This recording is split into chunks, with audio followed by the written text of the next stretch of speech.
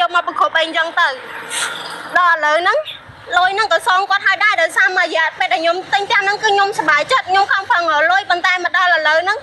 អាផ្ទះទិញហើយអាបងលុយឲ្យគេគ្រប់ហើយបានត្រឹមតែប្លង់បានត្រឹមតែក្រងឆ្អឹងហ្នឹង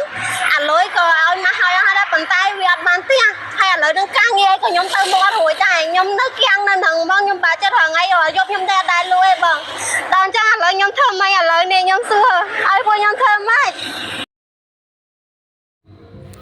ទឹកភ្នែកនៅតែមានរះនៅតែមានទឹកភ្នែកហូរដោយសារតែអុកញ៉ាមួយចំនួនដើម្បីតែលុយបោកប្រជាពលរដ្ឋខ្លួនឯងនេះបើថាมันបោកទៀតទៅចម្លែកតើហេតុអ្វីបានថាมันបោកដែលយកលុយប្រជាពលរដ្ឋ2 3 4 5ឆ្នាំហើយអត់មានកម្រងអីចាញ់ជារូបជារាងនេះហើយគឺជាការបោកពិតប្រាកដទោះបីមានដំណោះស្រាយថ្ងៃមុខ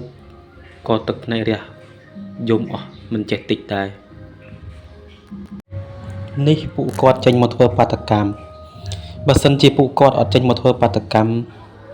តើមានមន្ត្រីណាដឹងឮដែរពិតទៅអត់បើមានមន្ត្រីដឹងឮពិតប្រកបណាស់មិនមែនគាត់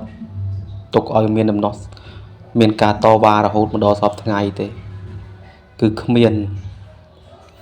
គឺក្រុមហ៊ុនដឹងតែពីលុយអតិថិជនទៅទិញដឹងតែពីលុយកក់ដល់ពេលផ្ទះអត់ធ្វើឲ្យប្រជាពលរដ្ឋនេះមានន័យថាបោកពិតប្រកបតែម្ដងអញ្ចឹងសូមប្រជាពលរដ្ឋមុននឹងទិញផ្ទះឬក៏ទិញអីមួយបងប្អូនគួរតែសង្កេតមើលពីក្រុមហ៊ុនហ្នឹងហើយជារួមទៅផ្ទះបើយើងទិញផ្ទះដែលមានស្រាប់តែម្ដងបងរំលោះយកតែម្ដង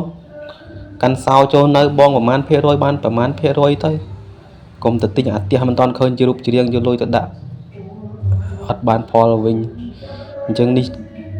នេះគឺជារបៀបថាគំរូមួយសម្រាប់បងប្អូនផ្សេងជាប្រដ្ឋផ្សេងគួរតែគិតមុននឹងទិញ